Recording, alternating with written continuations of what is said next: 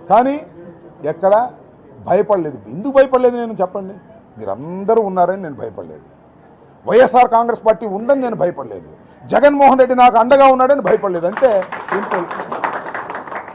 భయపడి బ్రతికే కంటే ధైర్యంగా చావటం మేలని నమ్మేవాడిని నేను.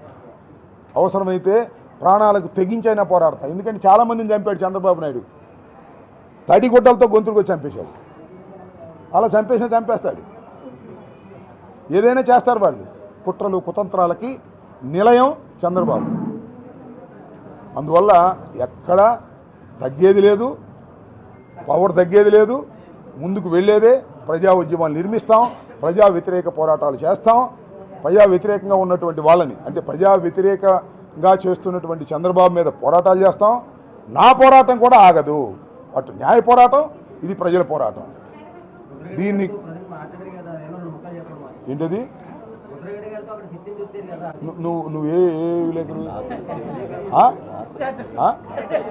ఏంటి దాసరి శ్రీను? అక్కడ నీకేమో రాలేదా? మరి వాళ్ళని అడిగి తెలుసుకో. ప్రతి రోడ్డు కాడ పాట పాడతాడు.